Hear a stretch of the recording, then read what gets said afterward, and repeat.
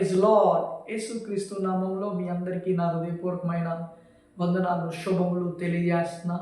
ప్రతిరోజు ప్రభు సన్నిధిలో మీ అందరి కొరకు ప్రార్థన చేస్తున్నాం. మీరు క్షేమంగా ఉన్నారని నమ్ముతూ దేవుని ఎంతగానో హర్షిస్తున్నాం. ఈ సమయంలో ప్రతి ఒక్కరూ కూడా పరిశుద్ధ గ్రంథం తెరిచినట్లయితే లోకాసు వార్త 20వ అధ్యాయము 38వ వచనం.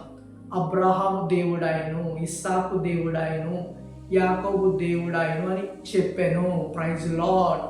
ప్రియ దేవుని సంగమా, మనకి దేవుడికి ఉన్న పేరులో ఒక పేరు కుటుంబముల దేవుడు, ఫ్యామిలీస్ గాడ్.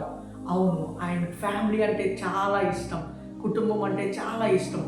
అందుకే దేవుడి యొక్క సృష్టిని అంతా చేసి, సృష్టి అంతా అయిన తర్వాత ఆయన అన్న మాట ఏంటంటే ఇది మంచిగా లేదు అని అన్నాడు.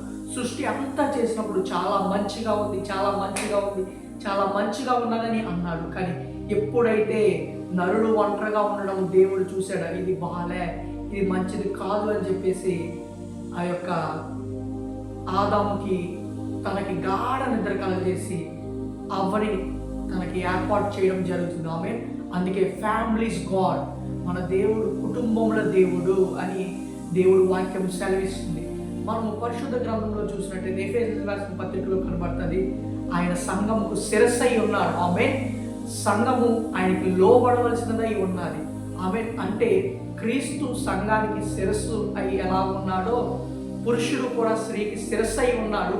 కుటుంబము కూడా అలాగే లోబడవలసినదై ఉన్నది.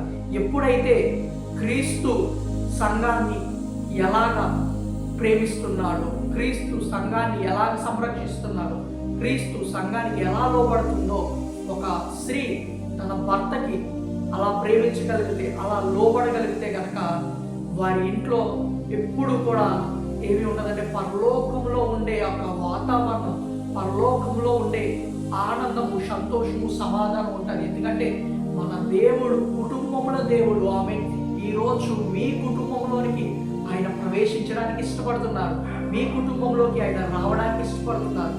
మీరు ఆయనను ఇన్వైట్ చేయగలిగితే, ఎలా మీరు ఇన్వైట్ చేయగలరంటే కనుక మీరు ఇద్దరు కలిపి ఆయన్ని ఇన్వైట్ చేయాలి. అంటే మీరు ఇద్దరు కలిపి ఆయన్ని సేవించగలగాలి, మీరు ఇద్దరు కలిపి ఆయన్ని ఆరాధించగలగాలి. ఎందుకంటే పరలోక రాజ్యంలో ఉండేవి ఏమిటి అంటే ప్రేమ, సంతోషం, సమాధానం.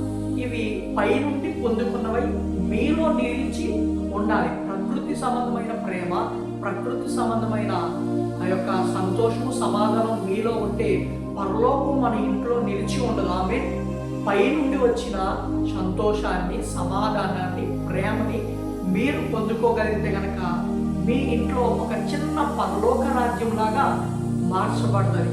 ఎప్పుడైతే మీ యొక్క ఇంట్లో పరలోక రాజ్యంలాగా మార్చబడుతుందో మీ బిడ్డలో కూడా మీకు విధేయతలై బ్రతుకుతారు, విధేయత కలిగి జీవిస్తారు. ఈ విధముగా మీరు ఉండాలి అంటే కనుక ఖచ్చితంగా మీరు ఆయనను దేవుడిగా కలిగి, దేవుడిని ఆయనను మీరు మార్చుకొని జీవించగలిగితే కనుక ప్రతిరోజు కూడా మీ ఇంట్లో ఒక పరలోకపు యొక్క వాతావరణాన్ని దేవుడు ఉంచుతాడు. ఆమేన్.